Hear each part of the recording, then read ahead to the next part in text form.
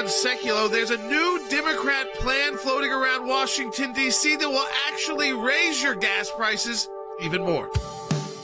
Keeping you informed and engaged, now more than ever. This is Sekulow. We want to hear from you. Share and post your comments or call 1-800-684-3110. And now your host, Jordan Sekulow. Hey, welcome to Sekulow, folks. We're taking your calls too, 1-800-684-3110. If you heard in the opening of the broadcast, it is true. There are actually 3 different Democrat plans floating around, and the idea is they're gonna try to give you more money to pay for the higher gas prices. What happens when the government starts handing out money to people, and what happens to prices? We've seen that over the last couple of years because of all the stimulus checks that went out because of the pandemic. Guess what happened to all the prices of every good? They go up. So one of the plans is the Gas Rebate Act of 2022. It sounds wonderful. So for Americans earning, it's like under $160,000 for a joint filing family, $100 check, $100 check per person in your family. That would include your dependents. So a family of 4, $400 a month. Do you think that the gas prices are going to go down if these companies know that you're getting an extra $400 a month to pay for gas?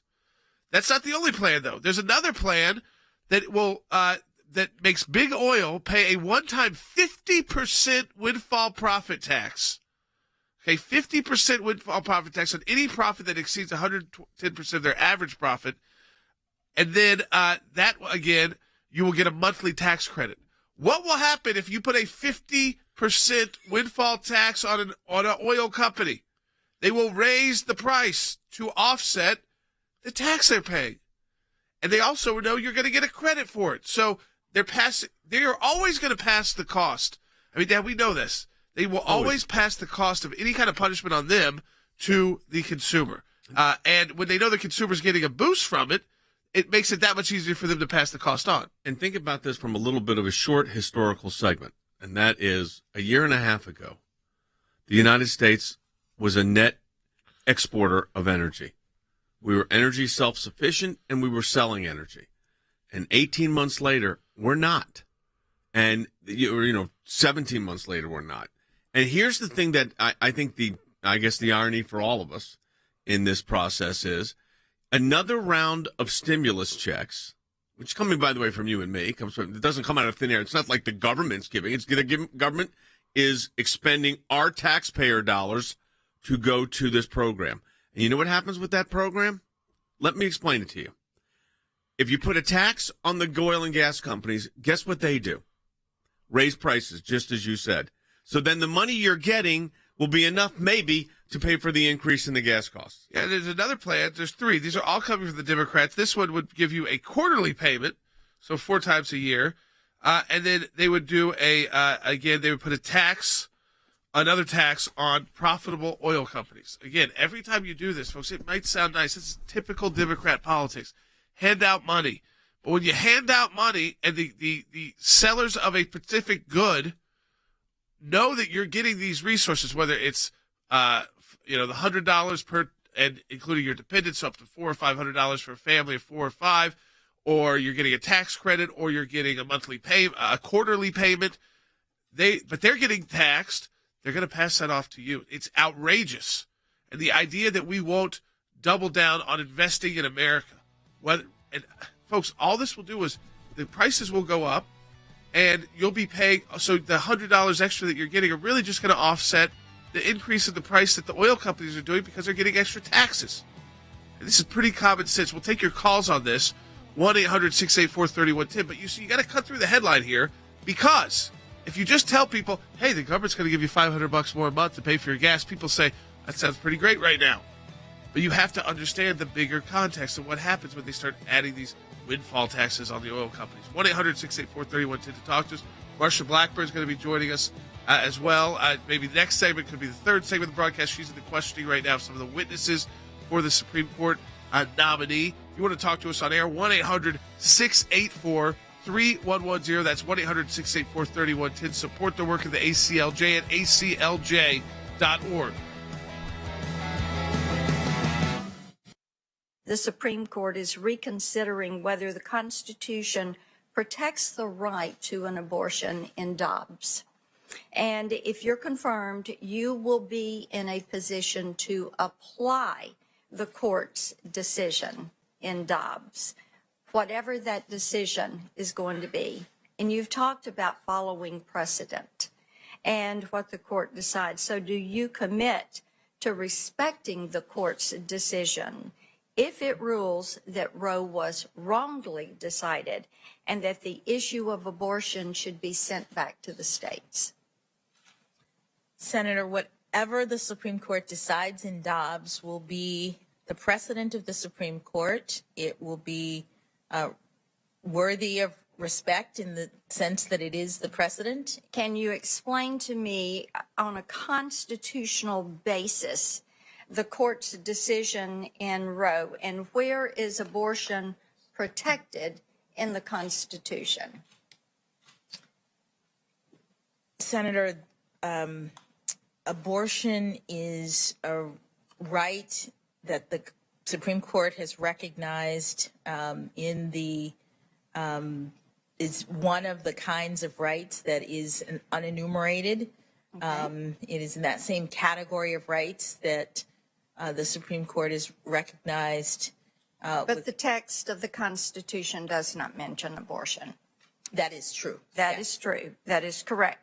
So you agree that the Constitution does not mention the right to an abortion, and yet, through one of the most brazen acts of judicial activism, our Supreme Court created the right through Roe v. Wade.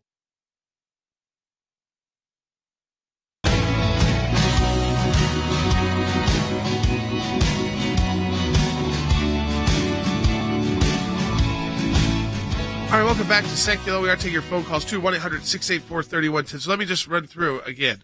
Senator Blackburn, we just talked to her team. She's actually still going back and forth with some of the witnesses. She'll be in the third segment of the broadcast, so coming up next, you'll be getting a live update from her. She's been questioning this Supreme Court nominee, especially on the life issue, for the past 3 days, and now they're witnesses as well, so it'd be great to have her on to get her kind of update for all of you. So you got 3 plans by Democrats. One is the Gas Rebate Act of 2022. It would send Americans a $100 check any month this year when the national average gas price exceeds $4 a gallon, which it does right now.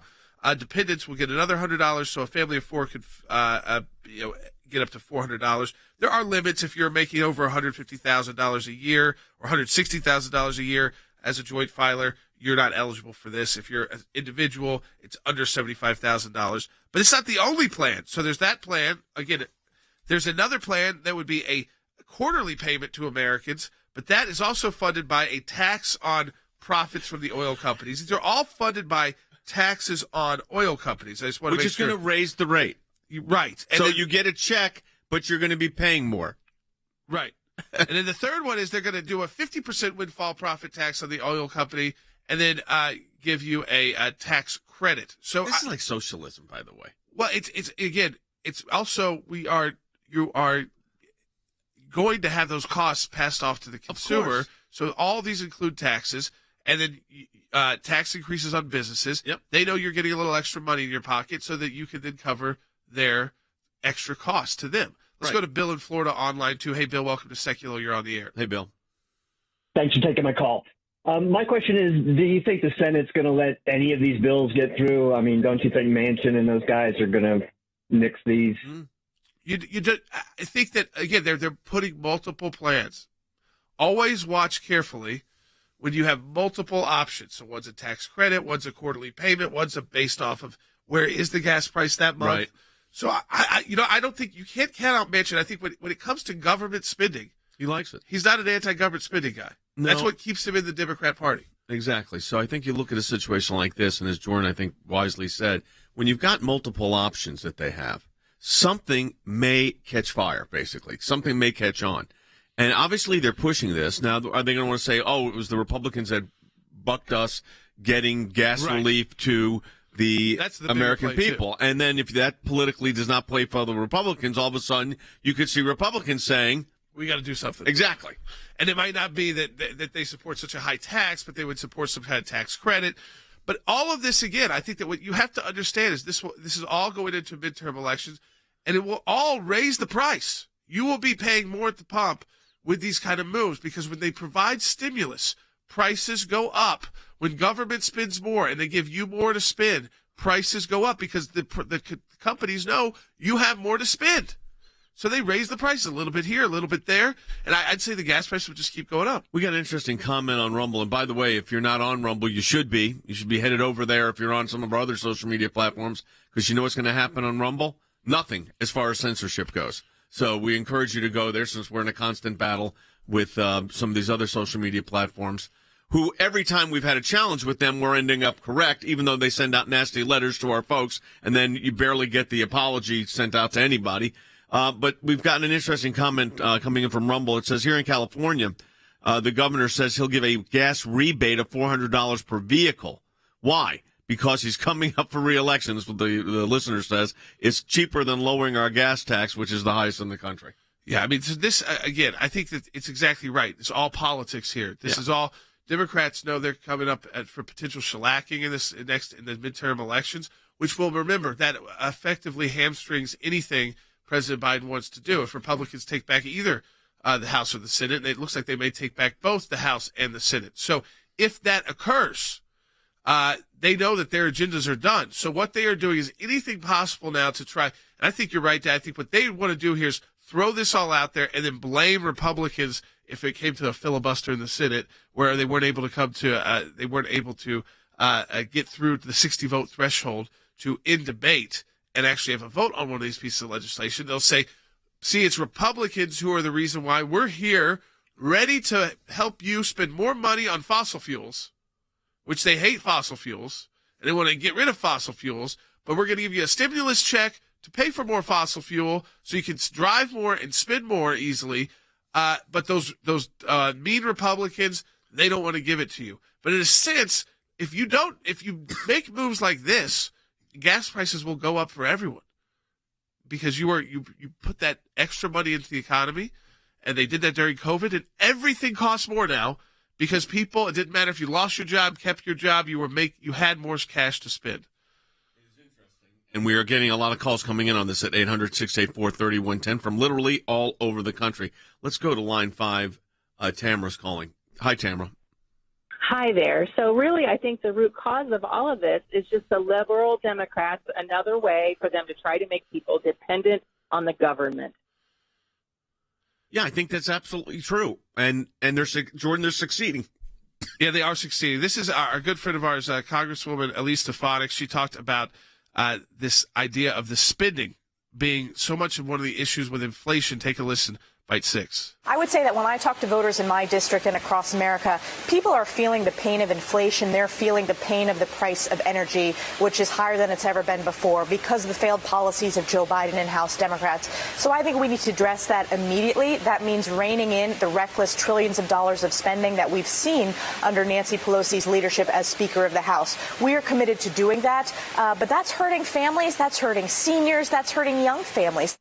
So there you go. I mean, we all know that this is the issue, is that when the government spends more and then when it starts giving checks out to you, it just increases the cost. It passes along the cost. Jared's called in from New York on line 1. Hey, Jared. Hi. Thanks for what you guys do. My comment would be, instead of giving a credit to people for spending money on gas, why not just remove federal taxes on gas sales? Oh, they can't do that because that would affect the federal government's bottom line. Exactly. So what they're actually doing is they're going to increase the tax on the oil and gas companies. So they'll actually be paying more. So like right now, today's average gas price is, this is the national average. I know if you're calling from New York, Jared, you're probably paying more than this, depending on where you are in the state. People out in California definitely paying more. Average gallon of gas right now, $4.02 or 23 cents. A month ago, it was $3.50. 1 year ago, it was $2.80. So I mean, we've gone from $2.80 to $4.23, and this is for regular gas. But what you have to understand is they don't want to remove. I mean, you know what they could do in California? They could say, we'll stop all of our state and local taxes on gas. You know, but they're not, or put a rebate, an abatement on it. Just hold it for to get people through this. We're going to not take the revenue for 3 months. They're not going to do that. But instead, they're going to make another dependency project, which will then undoing it will become a whole thing. Right, and it will shoot gas prices further because we saw this unbelievable time of stimulus in our country during the pandemic. And what happened at the grocery store? What happened to the cost of everything? It went up. Some were supply chain issues, but others were just people had more money to spend. They were spending it in different places, and they were spending it on in these certain kind of industries, and so the price goes up. Let's go to Jeff in New York, line 2. Hey, Jeff. Hey, guys, I'm just curious as to why do you think that they just don't seem concerned? This administration does not seem concerned with what's going to take place at the polls at the midterm. I think the writing's on the wall for the House. So I think that, spending a lot of President Biden's time trying to save that one is just, I mean, it's not worth his time, honestly. Now, it's not to say that they're not going to make a play, and a lot can happen. It's politics. It's not like the midterms aren't tomorrow. So they're always looking for that long play, too. Issues like this, where they can try to say, look, you're hurting. We're willing to give you hundreds of dollars to bail you out of this, but those mean, nasty Republicans, they won't let us give you the money to bail you out of this. So these are the kind of, I think you're just going to start seeing their domestic policy push. And it's going to be issues like this. More handouts to you, blocked by Republicans. Well, if you let those Republicans in, you're not going to be getting any more handouts. So I think that you're just going to start seeing their talking points. But I think the House is almost it's hard to see a path for Democrats keeping the House. And it's very difficult in the Senate as well. But they're not giving up. They just haven't. They're just getting started. No, and with Republicans had to do all the work on the front end. And they're going to say, with all the conflict in Ukraine, do you really want to change horses? That's how they utilize military conflict. So, Republicans should not be taking anything, underscore anything, for granted right now. Nothing. Absolutely right. So when we come back, Senator Marsha Blackburn will be joining us. She's on the Senate Judiciary Committee. She's been questioning Judge Jackson, especially on the life issue. And we played some of that yesterday on the broadcast, but now she'll join us to give her just what it's been like. And again, how it has been as a senator asking those questions directly. So you don't want to miss that. Share it with your friends and family and support the work of the ACLJ. We have a matching challenge the entire month of March where you can double the impact of your donation to the ACLJ at aclj.org. That's aclj.org. Donate today. It is a critical month for us at the ACLJ. We're a little bit behind, so we need your support. aclj.org. Sky-high gas prices, the national average now $4.24, down from a record high earlier this month. Joe Biden can't hide from the fact that he is the president of high gas prices, and they're looking for anyone to blame, whether it's Putin, whether it's Republicans, whether it's the energy companies, whether it's COVID. Looking into the summer, I mean, we are genuinely talking about the requirement for rationing on demand, whether it's government-induced or just through high prices, because there's just not going to be enough supplies around. That doesn't mean just higher prices at the pump. That means higher prices to heat and cool your home and for every product you buy at every store you go to. The Biden administration and its allies in Congress did nothing to address this crisis as it was unfolding while we were warning them of that until it comes to a complete head. And in fact, they actually were accelerating the crisis. This clean energy transition could be the peace project of our time. But peace always comes after struggle. So let's give this peace project the focus and the commitment and the resources of a wartime effort, our Marshall Plan. What we need to do, particularly now in this new era of what I call authoritarian aggression led by Xi Jinping and Putin, is to recognize one of our great strengths is American energy. The Biden administration is bent on not allowing U.S. energy production to ramp up, not allowing us to be energy independent, and not allowing U.S. oil and gas to be shipped to our allies so that they can supplant the Russians. We've got the answer right here in front of us. these people are, it's like two kids, and one of them just can't say, I was wrong.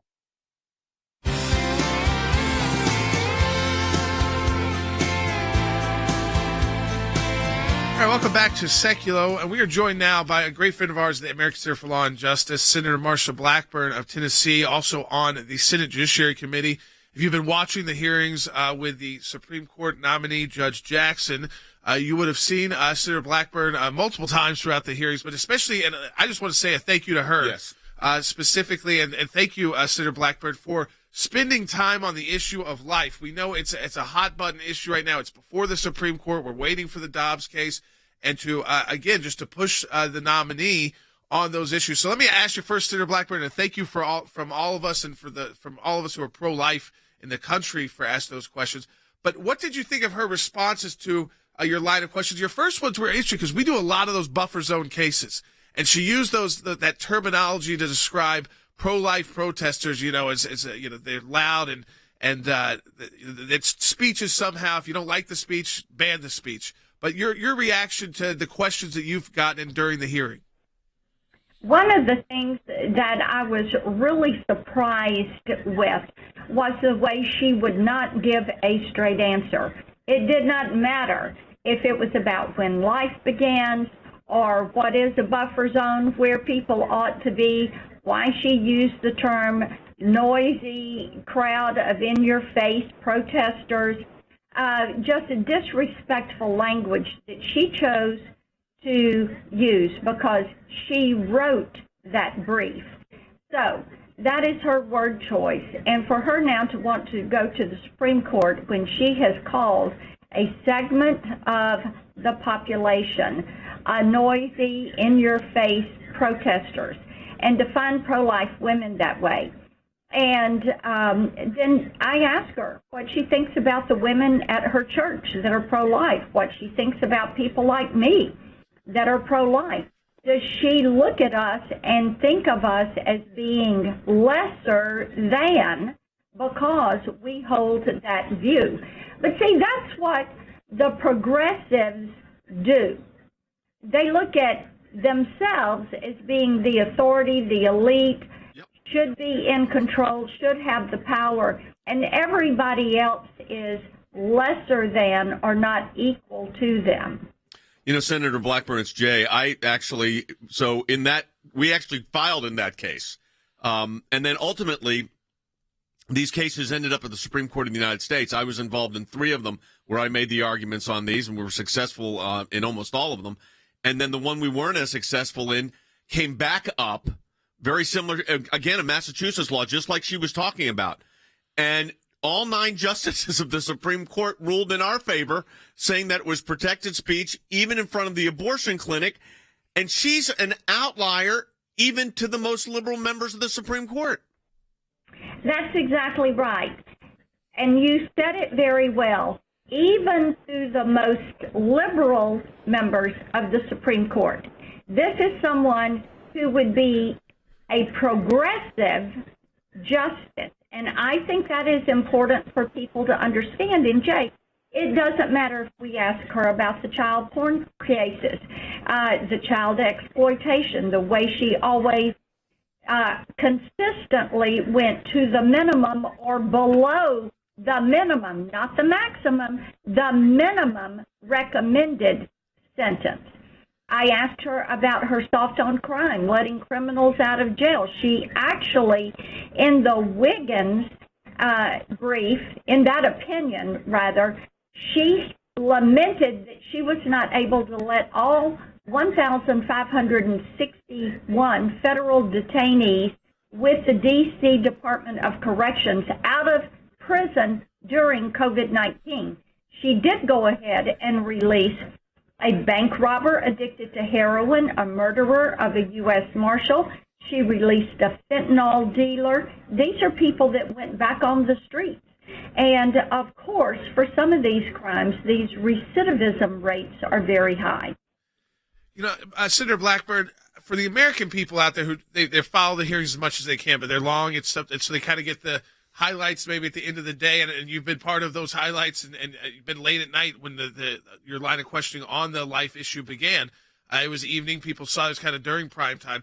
But I think when they first started hearing this, for people who might not be as, again, they want to understand what's going on. They follow what's going on. But at first it kind of seemed like this was someone without a philosophy at all, or a judicial philosophy, and certainly wouldn't answer those questions.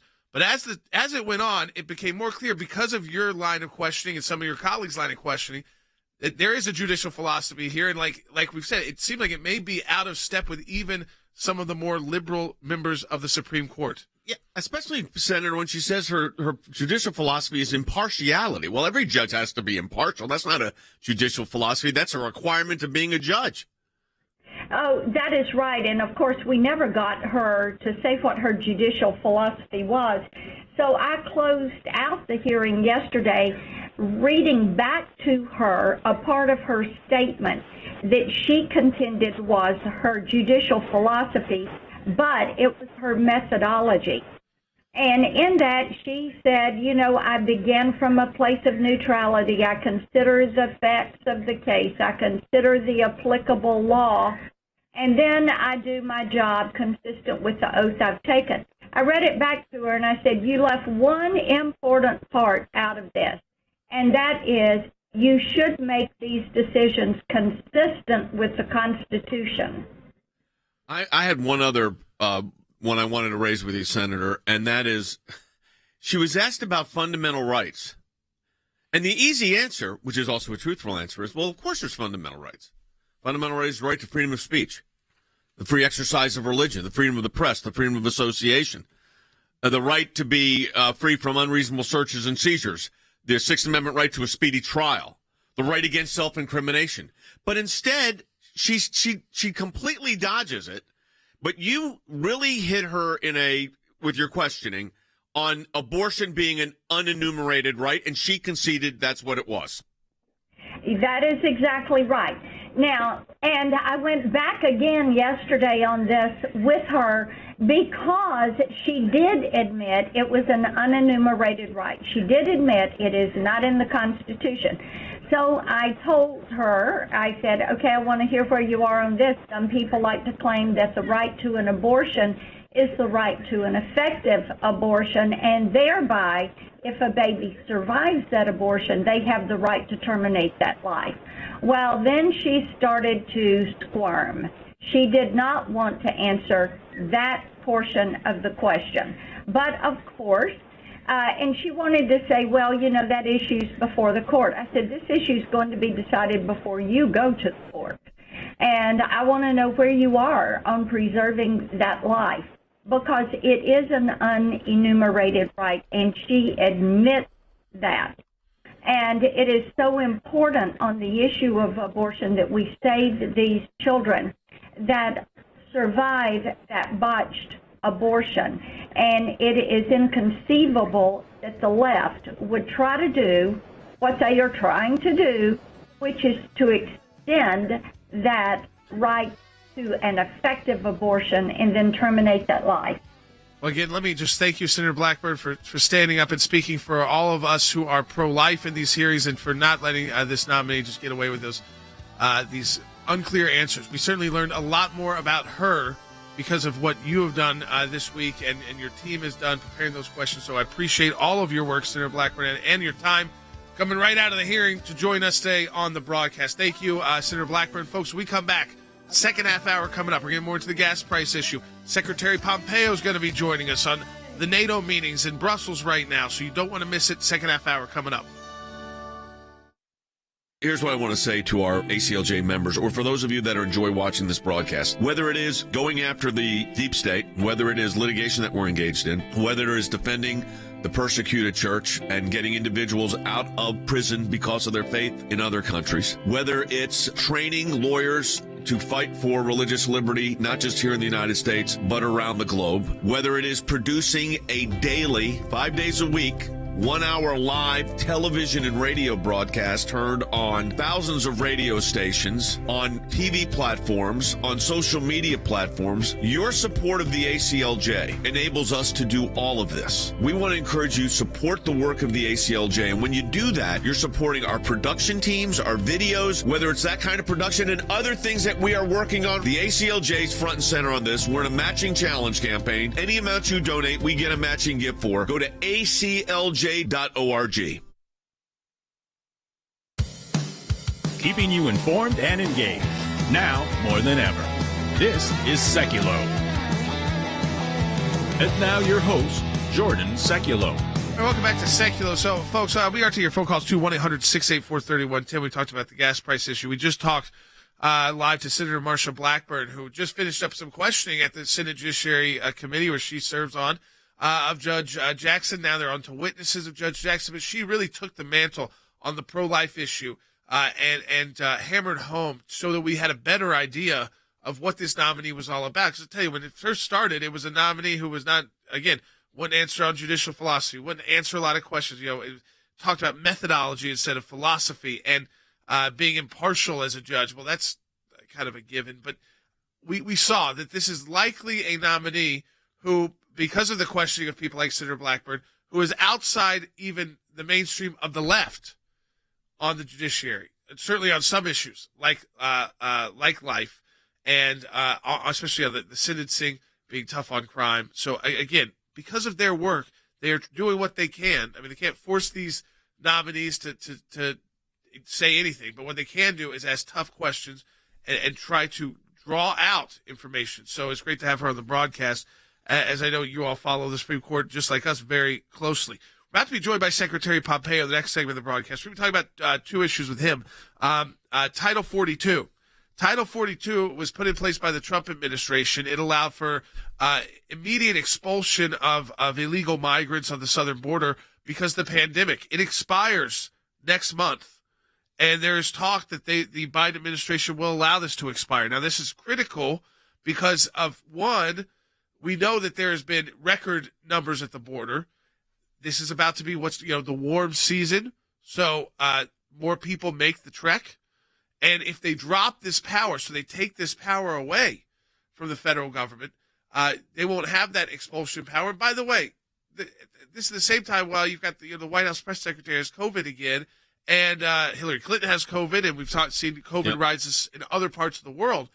So why on earth do this, except for political purposes, again, to allow this porous southern border? So we talked to Secretary Pompeo about that, but also what's happening at NATO right now. I mean, we will probably learn more about that after these meetings finish up, but that's occurring right now in Brussels. He's certainly been at those meetings before, so to get some insight there as well. Yeah, we're going to get, I think you'll have a full readout after the broadcast today on NATO. So in tomorrow's program, we will cover it. I was watching some of the coverage on that last night, and, look, I mean, it is a tragedy of huge proportions, and the problem is you now have upwards. I saw one report, I may have been wrong on this, Will, so check my number, but it was in excess of 10,500,000 people from Ukraine have been totally displaced and have either left the country or gone to another portion of the country that's safer.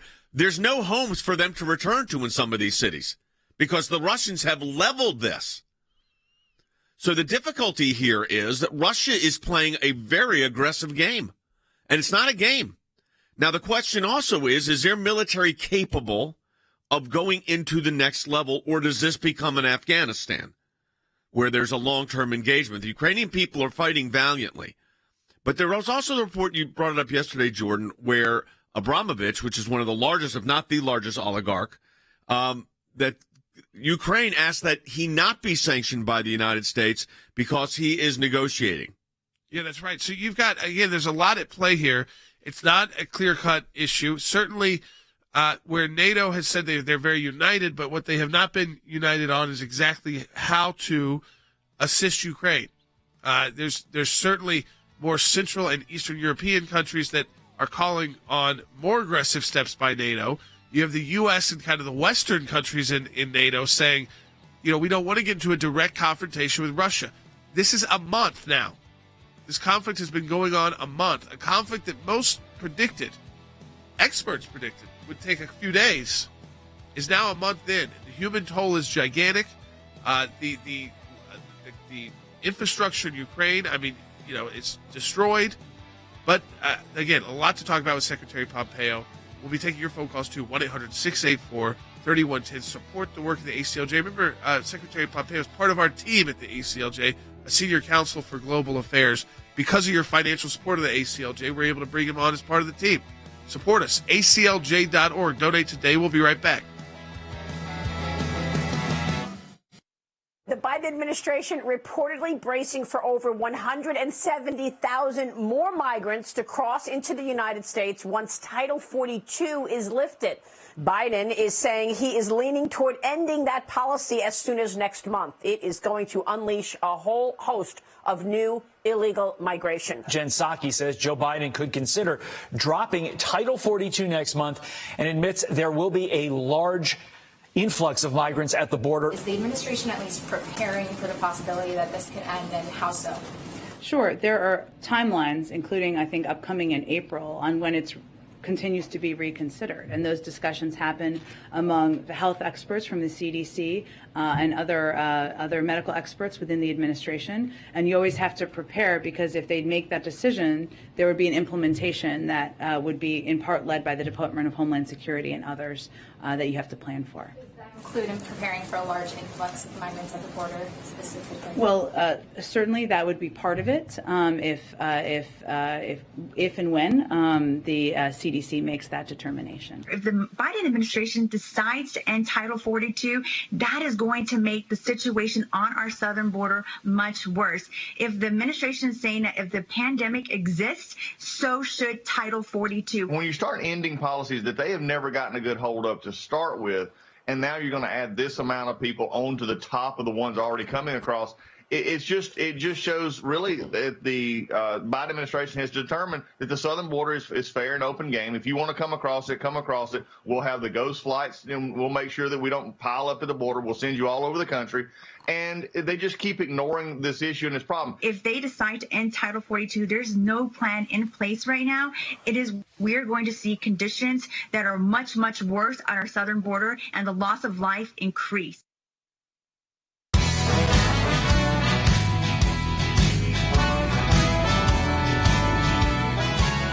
Welcome back to Sekulow. We're joined right now by our senior counsel for global affairs, former Secretary of State Mike Pompeo. Secretary Pompeo, I want to jump right into it because I want to get into a couple of topics. First, here domestically, and then what's going on with NATO and Ukraine, Russia. First off, though, we know Title 42 was put in place by the administration you served in to again during the pandemic that allowed the immediate expulsion of illegal migrants back to Mexico.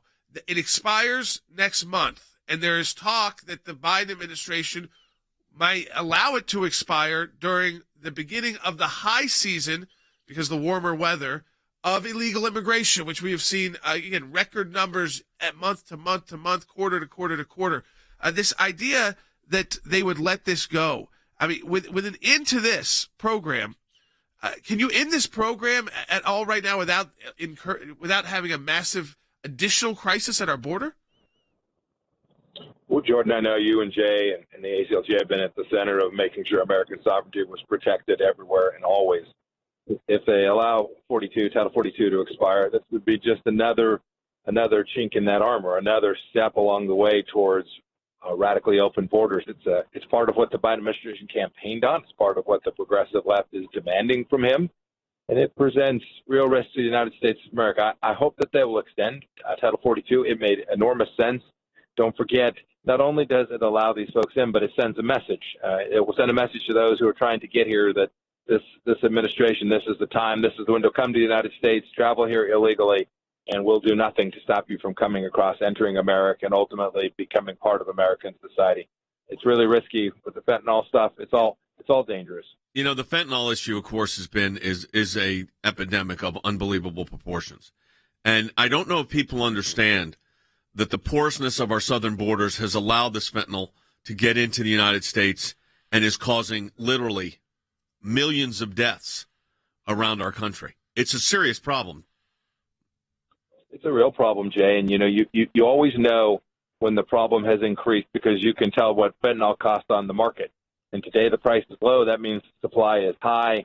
That demand is rising to meet that supply, and it's impacting citizens all across the country, in rural areas and suburban places like my home state of Kansas, in urban cores. This is a chemical and a substance that comes largely from China, shipped to Mexico, and then because we're not doing a darn thing to enforce controlling what's coming in and out of our southern border, moving into the United States along I-35, and then spreading throughout our country, wreaking devastation on many communities. A lot of families have been touched with this. I mean, I'm furious when I think about the way in which this administration has gone about this. Let me ask one last question on that. If in fact Title 42 is terminated, which it seems it will be at the end of the month, they don't seem to have anything to fill in the gap, so to speak. So are we going to see back to those caravans and record numbers of people trying to get in here and the disaster at the border that we saw just last year with the Biden administration? Is that what's going to be the end result? Jay, we've seen the numbers when you begin to send the message to El Salvador, Honduras, Guatemala, places all around the world, frankly, that says this will be a welcoming environment. We're not going to turn you back. Consistent with American law, we're going to just allow you to come into the United States. It is very likely that the numbers already staggering, already multiples of times what they were during the final 2 years of the Trump administration, staggering numbers will only continue to increase. And Jay, you know this, not only are these drugs coming in horrific, but what happens to people who are transiting Mexico is the worst of the worst. And we ought not to permit that to happen for so many reasons, including making sure we know who's coming into our country who might want to do harm to us here. I want to shift Secretary Pompeo to what's going on right now. We know the president is in Brussels, is in NATO, and then meeting with the G7. Today marks 1 month. It's been 1 month since the Russian assault on Ukraine began. And a lot of folks thought that this would not take a month and then we wouldn't necessarily be here, but we are now here. The Ukrainians have fought back. So President Biden, he's there. They're discussing a plan to bolster NATO's eastern flank and counter the prospect of escalation. There's fear of nuclear attack. You have Kremlin spokespeople going out in English saying we've got the justification to use nuclear weapons. What needs to happen? What should Joe Biden be doing right now when he's at these meetings? So a handful of things. One, I'm glad they're there. I'm glad they're having these conversations. But as you all well know, conversations without real substance and strategic leadership aren't worth the time spent on them. There's a handful of things. The first is to make it very clear the cost of Vladimir Putin if he uses any kind of WMD, a chemical weapon, a biological weapon, or, God forbid, a nuclear weapon. We should be crisp and clear that NATO will respond in a way that will impose a staggering cost on him. We should do this before, not wait till he's done it and then mess around and take months. We should be ready to respond in that way. Second, I'm glad they're putting increased presence in Eastern Europe. I would hope that the Europeans would take the heavy load there, would take the real burden. And then finally, we should not forget, in spite of the fact they are meeting in Brussels in Europe, it's a series of European leaders. We shouldn't forget that the Chinese Communist Party is watching all of this. Chairman Kim launched the longest missile he has ever launched, according to reports. We should never misunderstand that while we're focused on Ukraine, the whole world is watching what we're doing in Iran, giving them a sweet deal. Watching Chairman Kim fire a missile with nothing but a statement from the State Department coming out. This has a real risk of cascading, and the European leaders and the American leaders there on the ground in Brussels should be talking about how it is we're going to restore the order and deterrence that we had for the previous 4 years. You know, the Biden administration is considering removing the Iranian Revolutionary Guard. This, to me, is another unbelievable, from the U.S. terror watch list. The status of the Revolutionary Guard is supposedly one of the last sticking points of the revival of the 2015 nuclear deal with Iran. Iran's the largest state sponsor, exporter of terrorism in the world.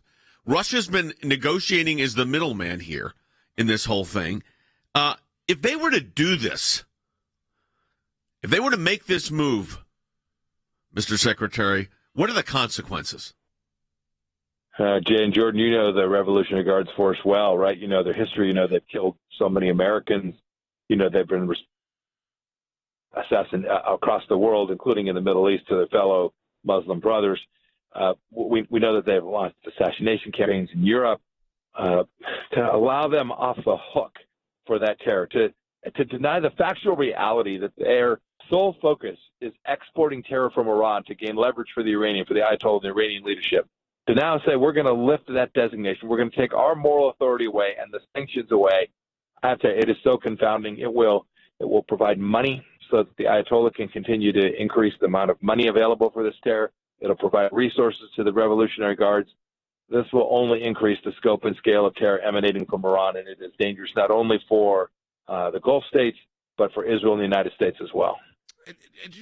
Seems, Secretary Pompeo, final question for today, and we covered a lot of topics, but it seems like this is just another carrot that the Biden administration feels like they've got to give to Iran to get back into the JCPOA or the nuclear deal for the final 3 years of that deal.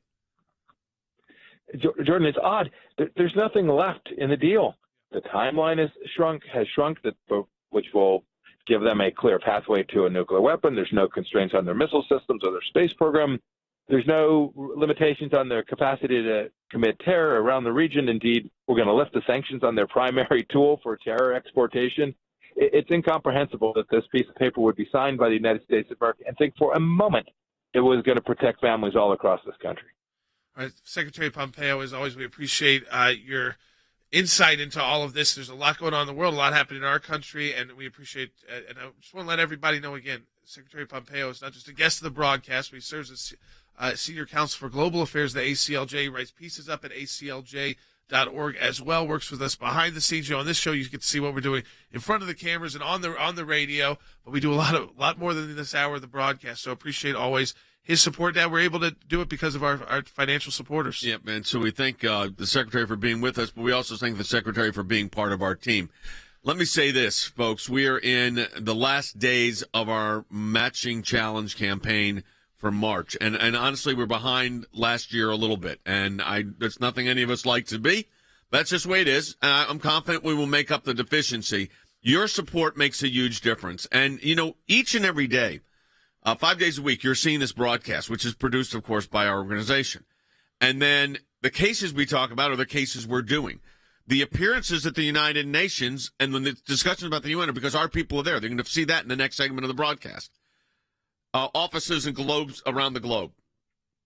Expanding offices right now. We're not ready to announce that yet, but it's going to be a big, big move for the ACLJ globally, but it'll be something that you'll really be excited about. I want to encourage you to do something. You're watching this broadcast right now. If you haven't supported the work of the ACLJ for this matching challenge, do it today. Any amount you donate, we get a matching gift. And that matching gift means we have other donors that said, you know what, if somebody gives you $50, we're going to match it $50. Somebody gives you $1,000, we're going to match it $1,000. We've had people done $10,000 if they have the means, and we got a match for $10,000. So I want to encourage you to go to ACLJ.org right now and participate in our matching challenge campaign. We're talking to millions of you around the country. Do it today. ACLJ.org, so we can continue to be your voice for freedom around the globe. ACLJ.org. Back with more in a moment.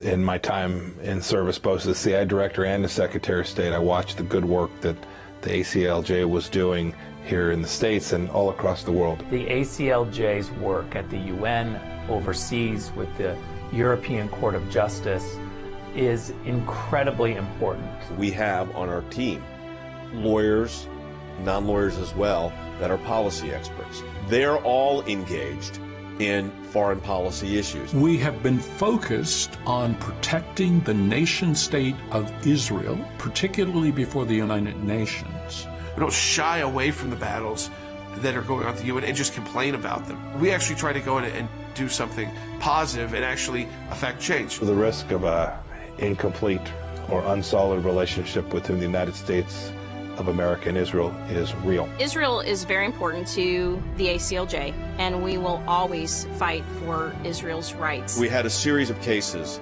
at the European Court of Human Rights, primarily dealing with religious liberty. And as Secretary of State, I saw this too. Nations that had more religious freedom were on firmer footing. They had better democracies. America has always been the world leader in religious liberties in freedom of conscience and freedom of speech. We've taken the First Amendment, and that has been our cornerstone. It's to defend the rights of people of faith and others that are having their rights abused. We not only hold our government accountable, but we hold other governments accountable. You have to keep the battle going when it's not cool anymore, when it's not the #1 story on TV. You have to actually be committed to fighting it out, or else you'll never win. The ACLJ's front and center on this. We're in a matching challenge campaign. Any amount you donate, we get a matching gift for. Your support of the ACLJ enables us to do all of this. Go to aclj.org today. That's aclj.org.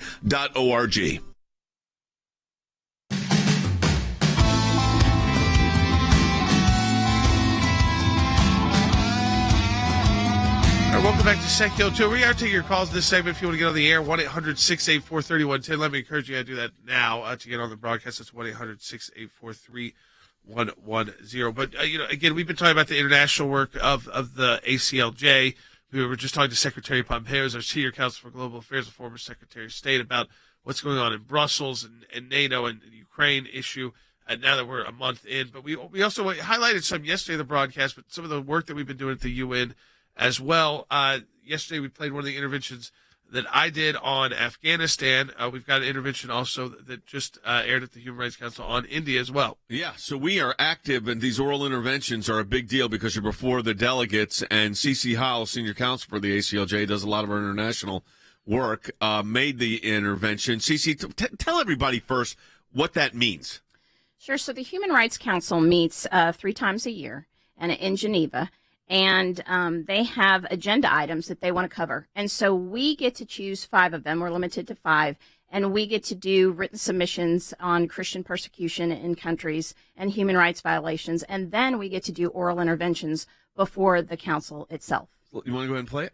Yeah, let's go ahead and do it. This is for the UN. CC, yep. Now I give the floor to European Center for Law and Justice. Thank you, Mr. President. Last year was reportedly the most violent year for India's Christian community since 2014. At least 486 instances of violence were recorded, a nearly 75% increase from 2020.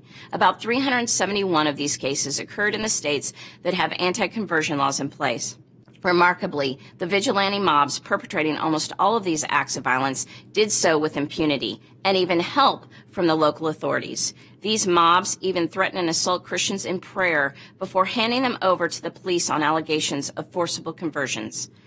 As we stated in our last oral intervention, these anti-conversion laws have helped to stir up mob violence against religious minorities. Yet, despite the huge number of violent attacks and continued calls from the international community for India to take action, the violence has continued this year. We highlight several of these new atrocities in our written submission, which include death threats, false arrests, beatings, burnings, destruction, and more. Christians in India should have the freedom to practice their faith and share the good news of Jesus Christ without fear of suppression and violence. We once again respectfully ask this council to take swift action by calling on India to repeal the anti-conversion laws and ensure that all of India's citizens can peacefully express their religious beliefs. India should be held responsible for these laws and the violence they legitimize. Thank you. These interventions, and that's before the United Nations General Assembly, so for the Human Rights Council, rather. So the Human Rights Council is notoriously left of center and can be very hostile, especially on Israel.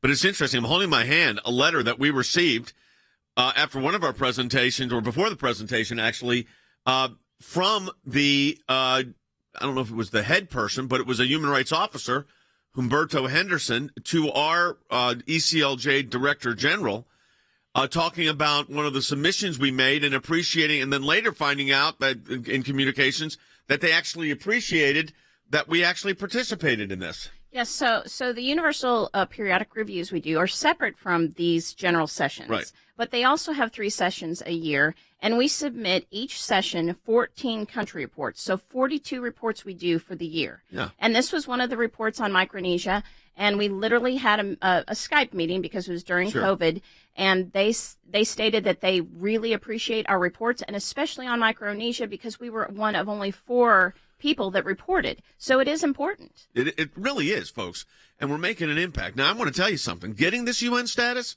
and Andy can attest to this, was not an easy task.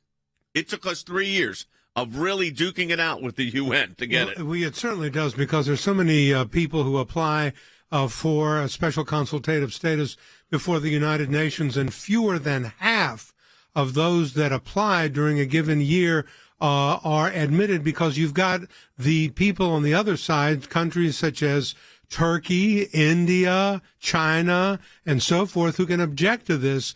And we have been very successful in through our European Center for Law and Justice in making interventions and receiving, as Jay pointed out, accolades and thanks and appreciation from the United Nations for those events that we have intervened in Geneva. Jordan, you've been working on this a long time, too. And the fact of the matter is, there are very few groups that are this active, that file a report on every single country when it becomes available to do it.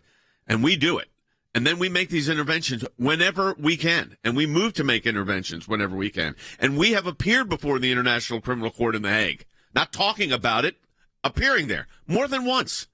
Yeah, I mean, so these are kind of, it's work that is unusual for U.S.-based organizations. And also these international organizations that just want the hot button. They go from hot button to hot button to hot button. I mean, one of this email was on Micronesia. Right. So it takes the commitment. That's what they want to see at the UN, is that you are not just in there to be on Ukraine, Russia, and those kind of the biggest news of the day, but that even some of the places that people might not even know exist as countries, that you were willing to take the time, take the expertise to also go through and delve into the issues, what's affecting those people there. So whether it's a country the size of India, whether it's a place like Afghanistan, which has been through war and then the U.S. withdrawal and the Taliban takeover, or Micronesia. We're issuing the reports, we're getting involved in the interventions. And again, this was a commitment that ACLJ and the ECLJ made to do this work at the UN, to be present. And the reason why you're seeing it this way is because during the pandemic, we've had the oral interventions done via remote. I call these things the ministry of presence, being that sometimes, and Andy, you have talked about this a lot, just being there makes a difference.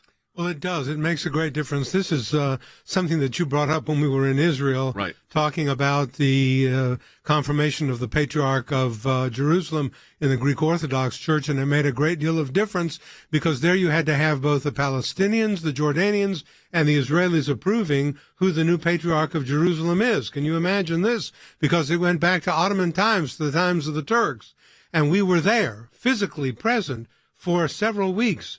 And eventually, and engaging in negotiations on the ground. And let me tell you something. Negotiating in the Middle East is 7-dimensional. Yeah, it's got all kinds of ramifications. CC, quickly, we're coming near the end of the program, but we also have had success in front of UN committees on unlawful detentions. That's right. So just like the working group with the Universal Periodic Review, there's a working group with arbitrary detention.